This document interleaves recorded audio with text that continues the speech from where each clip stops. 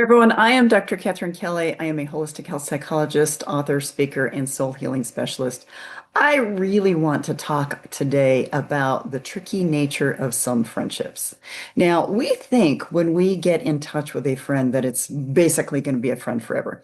And I want to help you understand the karmic nature of friendships just as much as I have sticky family relationships, sticky romantic relationships. And the whole idea is for you to think about that any human in your life that enters your sphere or enters your hologram, as I call it, is there to teach you in one way or another. Now, sometimes they're teach you how to love yourself more, and sometimes they're to teach you, well, I need to learn how to love someone else more. And in my kind of the work that I do, 90%, probably 90% of the reasons why people seek my services, whether it's as a psychologist or whether it's as a soul healing specialist, has to do with some sort of relationship they have with some human in their life or humans in their lifetime. And so it is the fodder for growth. The other humans in our life are there to teach us in one way or another. Now, I'm going to go back to this concept of the hologram for a minute, because if you were to consider yourself in the center of a hologram and anything that enters your space and you see these things, these experiences, all these kinds of things come in and out, they come in, they fade out. It's all about what it is you're supposed to take from those situations or those relationships that is supposed to help you grow as a soul, help you grow as a human being, and help you basically evolve beyond any old patterns that no longer fit you. So how do we best do that? We do that because we have humans that come into our lives to stir up dust, to stir up who we are, and also make us take a really strong look at who we are. So this is where the sticky friendships enter. Now, again, some of us have lifelong friendships and it's a blessing. Others have like spotty kinds of relationships with people along the way, and they're still blessings, but it's basically, different things that we're supposed to learn in different chapters of our life. So, what about people who you've been friends with for a long time and all of a sudden something gets really sticky, something flips? Maybe they flip on you. Maybe they are starting to be nasty or negative towards you. Maybe they're starting to judge you and they never have. Maybe there's something else. Maybe it's jealousy. Maybe it could be anything. What is it about those kinds of relationships? Now, again, I always talk about what it is we're supposed to learn from a situation. At the core level, as souls, we are here to learn self-love. Now, it may look, and we may be taught that we're supposed to learn loving others, which is part of learning how to love ourselves. But the core lesson that every soul on this planet has is how to learn to love themselves more. When we have some of those sticky friendships coming in, inevitably, it is because we're supposed to be triggered by something. We're supposed to look at something. We're supposed to pay attention to something and figure out what is it that I'm supposed to learn from this? Was I letting this person take advantage of me? Was I maybe doing something that I didn't realize was harmful to me? Was this person influencing me in a way that wasn't going to be for my highest good? Were they taking something away from me? Were they manipulating me? There's all these different ways to look at this. And it's all about how it is that you can become more self-aware so you can become more discerning for the souls that you allow into your life. Now, we all have human stuff. We all have relationship stuff that we're supposed to work out in every lifetime. Some of us have bigger life lessons related to relationships than other people. And so, not everybody is going to have sticky friendships, but those who do, you can be assured that there's something you're supposed to learn. Now, let me back up and open the frame. I talk a lot about kind of opening the lens, widening the lens, and really look at this. When you are a little child and you start playing with friends in the neighborhood or friends in preschool or kindergarten or school in general, um, we find the people that we resonate with, and basically we kind of hang out with them. We don't even think about the fact that we need to be healthy in who we're choosing.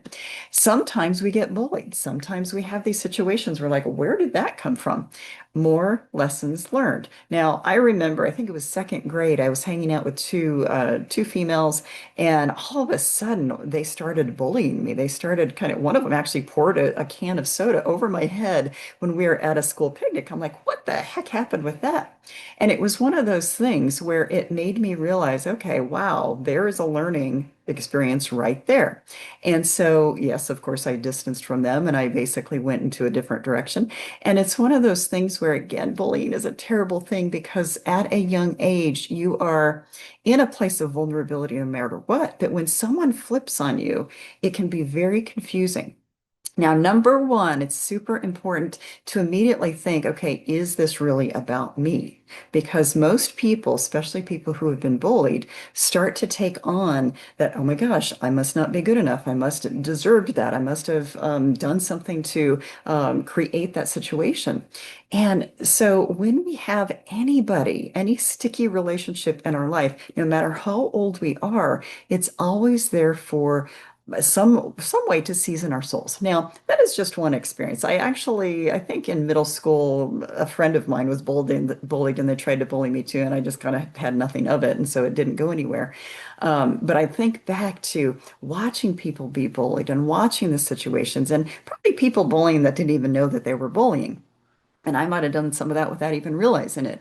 But it's that whole idea of starting to become aware of the relationships you have in your life and starting to see what are the patterns? What am I allowing to happen in my life that may not be for my highest good? Now, I have had many people recently say that they have broken off with friendships for one or another reason.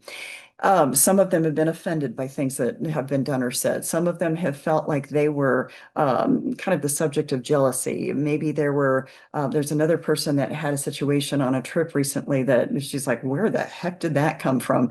All she knew is she didn't want that behavior targeted at her again. So that was enough for her to flip that and say, mm-mm, not going there.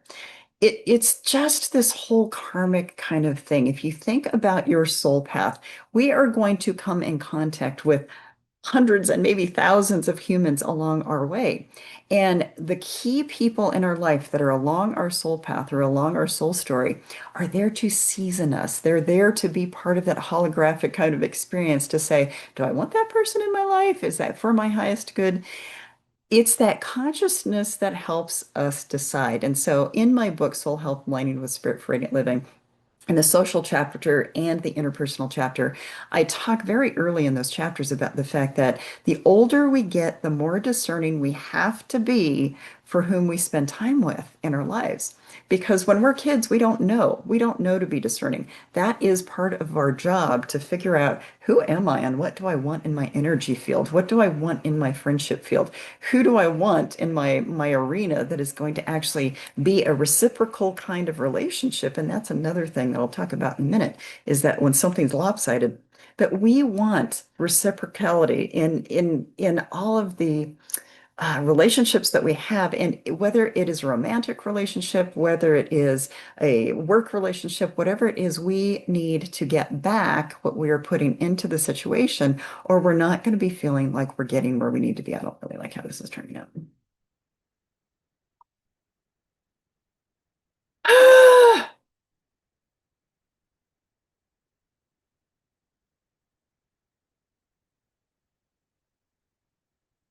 Hello, everyone. I am Dr. Catherine Kelly. I am a holistic health psychologist, author, speaker, and also a soul healing specialist. So I talk pretty much about everything about the soul. That is my thing. That is my joy. That is my passion. And today I want to talk a little bit about those friendships that enter your life that become anything but joyful and anything but full of passion and fun. And these are those sticky friendships that come in. You think that you're going to be friends, the rest of your life. Everything is good in the beginning and it feels really fun. And then all of a sudden something flips. So I want to remind you of what I call my magnet metaphor. And this it has all to do with really how relationships come together and how the universe kind of creates the dynamics for us to learn what we're supposed to learn. Now, this applies to romantic relationships. Sometimes this is family relationships. A lot of times this is coworkers, but obviously this is going to fit with the friendships in our lives as well. So let me talk about this first. So The magnet metaphor is there has to be some way that the universe brings people together to learn. So I talk about this magnetic effect. You're drawn to someone, you're attracted to someone. You feel like, wow, okay, this is a soul sister, or this is a soul brother, this is part of my tribe, this is part of, my friend group, this is someone I really resonate with. So you have this magnetic draw toward the person. And again, this is romantic relationships, other kinds of friendships. But when we think about these kinds of dynamics within friendships, we never think that we're going to break up with a friend. So this magnetic quality happens. And, we're going along, we're having fun, we're doing our thing, we're going out and doing things together, whatever it might be. And then it's possible that something flips very quickly. Or something starts to flip, and you're like, what is going on here? Something feels a little bit off here. Couple things could be happening. So again, I talk about the holographic experience within the soul's evolutionary path. So when you think about a hologram, things come in, they fade out. Things come in, they fade out. So whatever comes into your hologram and you look at it and it fades out, there's always something to learn. So when we think about sticky relationships, particularly friendships in this particular video, again, we have to look at those friendships very similarly to what we do in romantic relationships. What am I supposed to learn? What is it that this person is bringing to my life? Does it feel sticky? Does it feel easy? What is starting out in this relationship? Because how things start is usually how things end. I'm going to say this again. How things start is usually how they end. So if something comes together very quickly, usually, not always, there can be this flipping of a magnet because it's one of those things where it's like, okay, you got what you were supposed to get out of the energetic experience and you're done, so you have to move on. So this can be a kind of an interesting thing to think about because we can meld with a person, we can really grow with a person and have that magnetic effect, feel like, wow, this is my tribe, this is a person that's going to be in my life my whole life. This is, what I need right now. And then something can flip. Now, lots of ways this can happen. Now, in friendships, again, this is all about the karmic path just as much as it is other relationships. If a person suddenly flips, there's usually a pretty big lesson to learn. There's usually something that is going to trigger you, whether it's past stuff in this lifetime or past life experiences. There's something that's going to get triggered. You can also have kind of the slow growing away from a person where magnet flips, but it's kind of in a slower way and then it repels you over time. Those kinds of things usually have to do with that you're just outgrowing that person or they're outgrowing you. And it could be very uncomfortable because you thought that this was, your one of your best friends, one of the people that you could rely on. And yet maybe you or that other person again is outgrowing the situation. You have evolved beyond what you need, or that person has evolved beyond what they need. And that's why it's that natural kind of, okay, pushing away. This just doesn't feel right anymore. We don't resonate in the same ways as we used to. If it is a quick flip, it's usually because there's something major to learn. There's something that is supposed to get your attention in such a big way that basically it's either looking back in your past throughout your life to go, what is this really about? What is getting triggered within me? Or maybe it is a past life kind of thing that you're supposed to pay attention to. It could be either.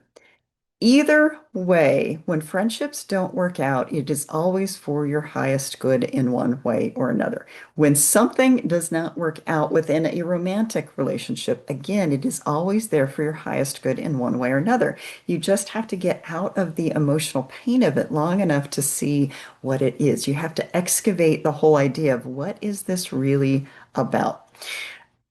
Unfortunately, humans are the things on this planet we love the most in general, and it's the things we have the most difficult time with. So we are here to learn from the other souls on this planet. We are here to play a role in other people's lives.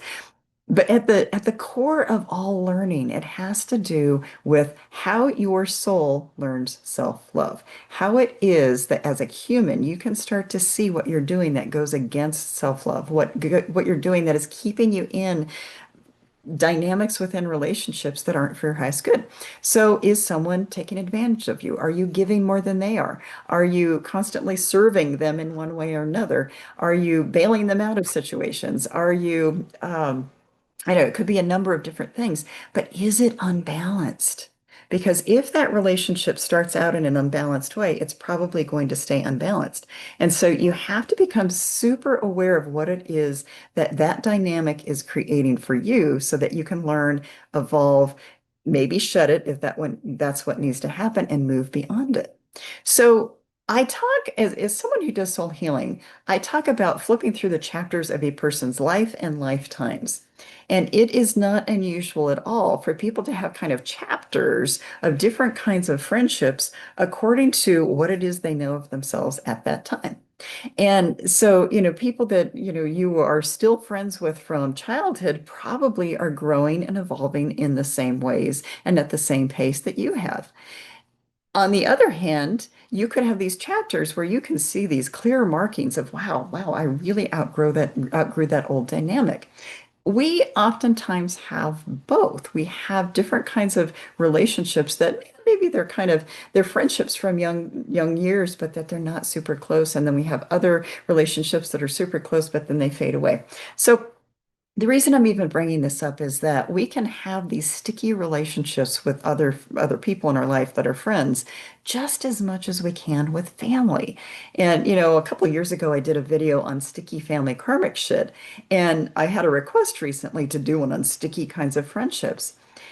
The core lesson to learn is that there's always something beneath the discomfort. There's always something there to learn from. And it always has to do with discernment, which helps you get closer and closer to that sense of really knowing who you are, and also getting you closer to that sense of acting in your highest good for the sake of self-love. So when those sticky relationships happen, they're tumultuous, they're uncomfortable, but you have to figure out what it is that is drawing you into or trying to point some attention, putting that lens back on you so that you can do the work that you need to do in order to evolve beyond it. Now, I've been there too. I've had sticky friendships that I never thought would be sticky and have had to break up with certain friends and had to distance from certain friends.